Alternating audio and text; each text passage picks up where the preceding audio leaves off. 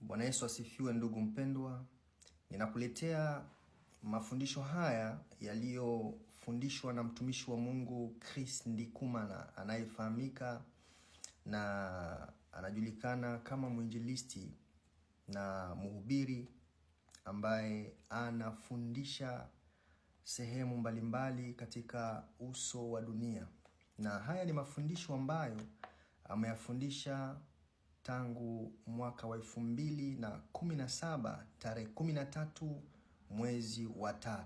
Nami nimeyaleta kwenu kwa kuwatafsiria, kuyatoa kwa Kifaransa na kuyaleta kwa Kiswahili. Yamefundishwa yafuatayo. Ameanza hivi: na wasalimu wapendwa wanachama wa Kanguka. Kwa jina naitwa Chris Ndikumana. Leo ni siku ya kwanza ya juma, na kama ilivyo desturi yangu kila Jumatatu, ninaanza kwa kuwashukuru wote wanaotuombea. Msishangae ninaporudia jambo hili mara nyingi, kwa sababu maombi ni jambo muhimu sana. Mbali na sisi wenyewe kuombea huduma hii na kuwa na timu ya waombezi, tunahitaji pia maombi yenu. Kipindi hiki sasa kinafikia watu wengi duniani kote, na tunafurahi kuona kwamba kinaanza kuzaa matunda. Wengi wanapata ukombozi, wengine wanaokolewa, na kwa muda wote tutakapokuwa baraka kwa watu hawa, shetani atajaribu kuzuia kazi yetu. Ndiyo maana ninawaomba muendelee kutuombea. Kwa wale wanaojiuliza jinsi ya kuombea huduma hii, ombeeni timu ya Kanguka. Sisi ni watu 4 tunaofanya kazi muda wote ili neno hili liwafikie na kwa ajili ya maendeleo ya ufalme wa Mungu. Tunahitaji sana msaada wenu katika maombi ili tuweze kusimama imara katika kazi hii. Ombeni Mungu atupatie afya njema na mahitaji yote muhimu. Mimi mwenyewe nahitaji maombi yenu ili nipate ufunuo wa neno lake na niweze kuwashirikisha yale ambayo Roho Mtakatifu ananionyesha. Pia ombeni nibaki mnyenyekevu chini ya mkono wenye nguvu wa Mungu, ili yeye peke yake apate utukufu wote. Ni kupitia maombi yenu ndipo kazi hii itaendelea mbele. Ninawashukuru pia washirika wetu wanaotusaidia kifedha, kwa sababu ni kwa msaada wenu ndipo huduma hii inaendelea. Mbele za Mungu tutashiriki thawabu pamoja. Mbarikiwe sana kwa msaada wenu. Kama mnavyojua, kila Jumatatu mara nyingi tunazungumzia kauli mbiu ya Kanguka.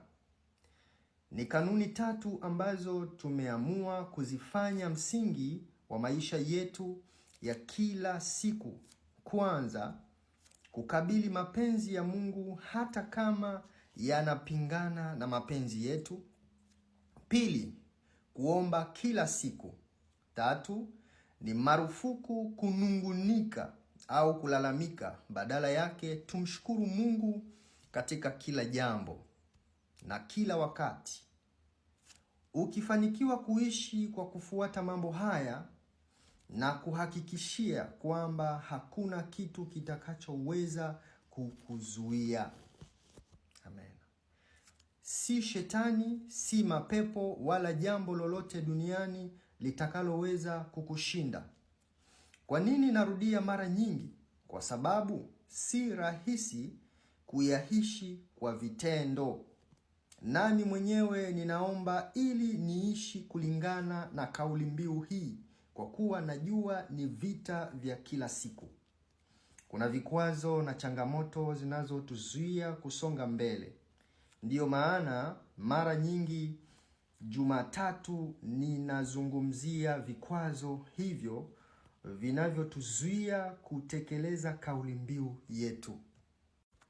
Leo ningependa kuwaonyesha moja wapo ya vikwazo hivyo: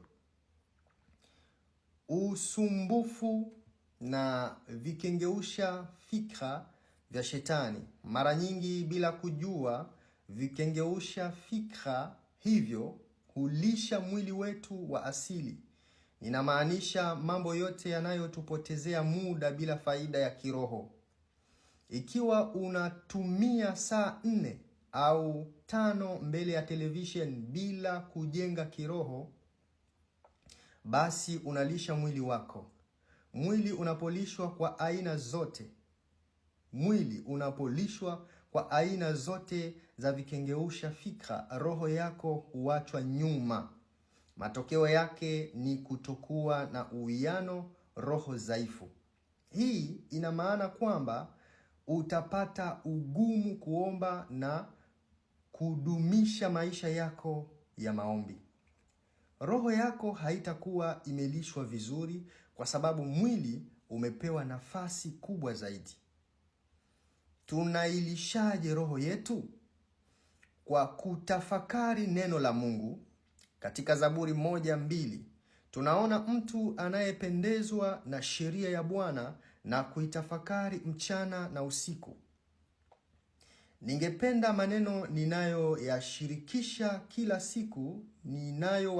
kila siku katika Kanguka muyatafakari. Kila wakati mawazo yenu yanapomwelekea Mungu na neno lake, mnakuwa mnaimarisha roho yenu. Tusome Zaburi 1:1. Heri mtu yule asiyekwenda katika shauri la waovu, wala kusimama katika njia ya wakosaji, wala kuketi barazani pa wenye mizaa. Hii ina maana gani? Ina maana kwamba tunapaswa kuwa waangalifu na watu tunaowasikiliza na tunaoshirikiana nao. Ikiwa mazungumzo yao hayajengi kiroho, hata kama yanaonekana kufurahisha, ujue kwamba yanailisha zaidi tamaa za mwili kuliko roho. Kwa hiyo tuwe waangalifu kuchagua marafiki na watu tunaotumia muda wetu pamoja nao. Tuchague wale wanaotujenga na kututia moyo katika imani. Tusipoteze muda katika mambo yanayoturudisha nyuma katika kutembea kwetu na Mungu. Badala yake, tumkaribie Mungu zaidi kila siku. Kwa njia hiyo, tutaweza kuifanya kauli mbiu ya Kanguka kuwa mtindo wetu wa maisha. Hii ni sehemu ya pili. Tunaendelea na sehemu ya pili ya mafundisho ya Biblia. Leo tunaanza mafundisho mapya niliyoyapa jina kushinda hofu ya kutoa. Niliamua kuyaita hivyo kwa sababu ya ujumbe mwingi ninaopokea kutoka kwa wasikilizaji wa Kanguka. Wengi wanasema wanaogopa kutoa kwa sababu hawajui kama wanatoa kwa njia sahihi. Wengine wanaamini kuwa wamelaaniwa au wako chini ya laana, na wanaogopa kwamba watoto wao wataugua au kupata matatizo ikiwa hawatatoa kama walivyofundishwa. Nilitambua kwamba tatizo hili lipo Afrika, Ulaya na sehemu nyingine nyingi. Watu wengi wamefundishwa kwamba wasipotoa kanisani wanamwibia Mungu, na kwamba lahana itakuja juu yao, familia zao, kazi zao na watoto wao. Kwa sababu hiyo wanatoa kwa hofu badala ya uhuru. Na wengine wamechoka kwa sababu wanafikiri wana deni mbele za Mungu.